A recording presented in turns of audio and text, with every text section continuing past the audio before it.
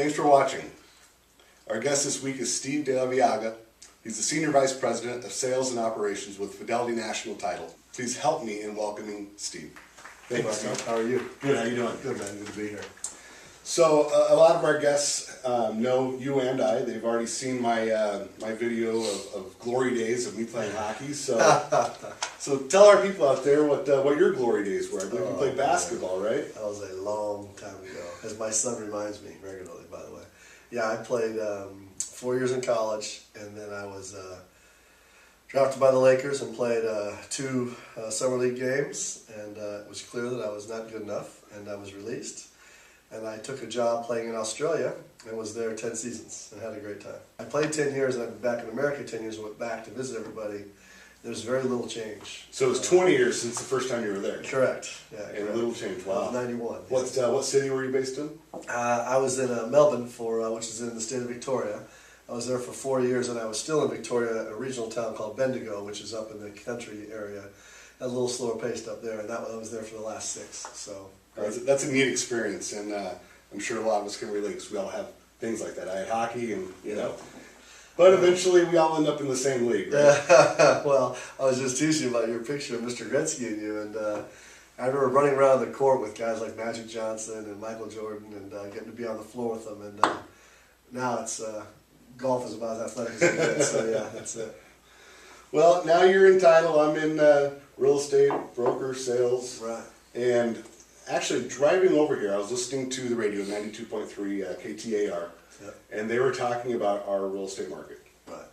And they were talking about how bad it was, right?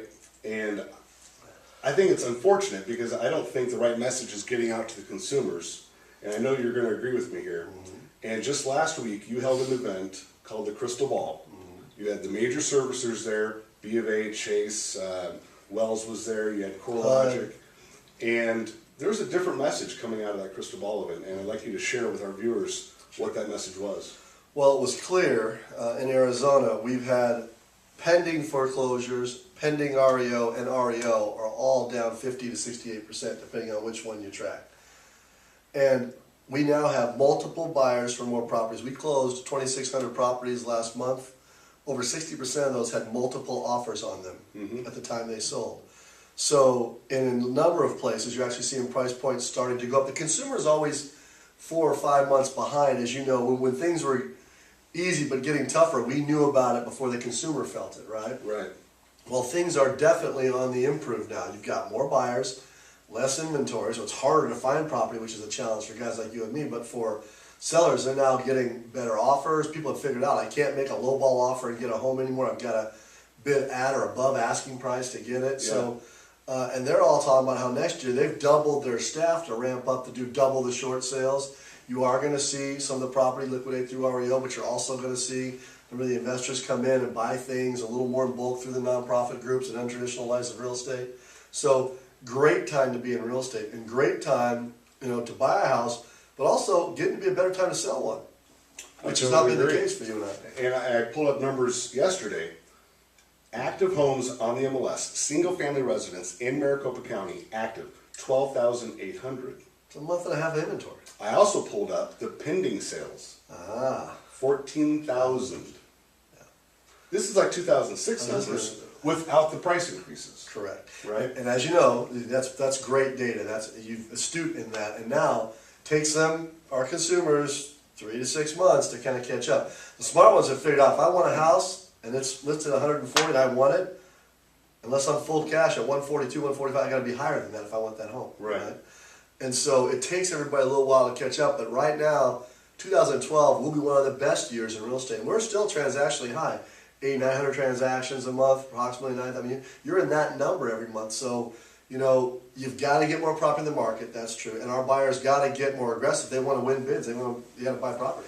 So one of the challenges is how we get this information to the consumers, because we're fighting the media who's really putting skewed numbers out there, and I don't think they mean to.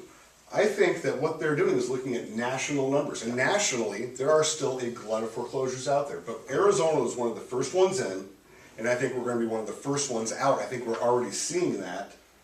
So if the media is portraying national numbers and really, for lack of a better word, scaring the consumers, how do we do a better job to show them what the real numbers are locally? That's a great point. And truth is, we have to be the good news network. And I want to shout out to the Arizona Republic, who had a really good article. If you read Saturday's paper after Crystal Ball, Yes, they did. Catherine Rieger did a really good job of saying, hey, yes, there are foreclosures in these areas, but in Arizona, just as you mentioned, we've already started to make that turn and come north. And the more we can help the Arizona Republic, Channel 12, things like this, you and I are educating. The data is clear. It doesn't matter what side of the fence you sit on. The data is clear. You have more demand than we've had in a long time, less inventory. 25 zip codes had price increases in the last 3 months. It's going north.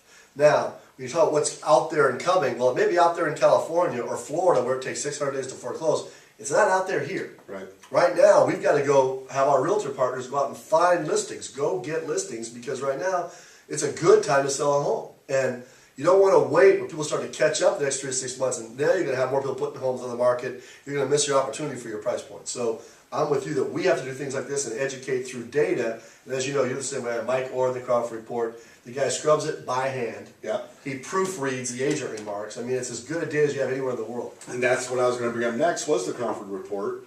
I think it's important that consumers in the general public sees these numbers, because they're right there, they're factual. Numbers don't lie. How can we get the Crawford Report out there more?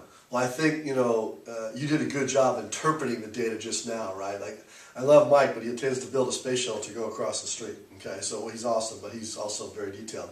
You and I got a simple supply and demand law, right? Okay, if we have 14,000 homes in pending, like 12,500 in MLS, and we're doing 9,000 homes a month, we have a supply challenge, right? Because we got plenty of demand. So I think we got to make sure, and then educate our buyers when they come into this market. Because they all read the national USA Today and say, oh, Mark, I need a real steal on foreclosures. There's a bunch of property coming. You're going, I'm going to show you 3 homes. If you don't bid at or above asking, we have no chance. Getting that email almost daily. Yeah. I want to steal. Well, 2009 is gone. That's exactly right. Yeah. That's exactly right. Is the Crawford Report on Fidelity.com? It is, fntarizona.com. So, and also we partner with you guys through this too, so you can get it from Mark or us. Go on there and log on, and we will have it sent to you every month. We have 6 different reports. We have a luxury report, so homes over $500,000. Okay. We have our West Valley report here, Northeast Valley, Southeast Valley, Phoenix, and then we have a distressed property report, which kind of tells us what the trend is in distressed property. And as you know now, the trend has completely moved from that REO real estate owned to pre-foreclosure activity in the distressed, right? Right. So those are available every month. They're updated every 30 days, and it is without question. We don't open an office.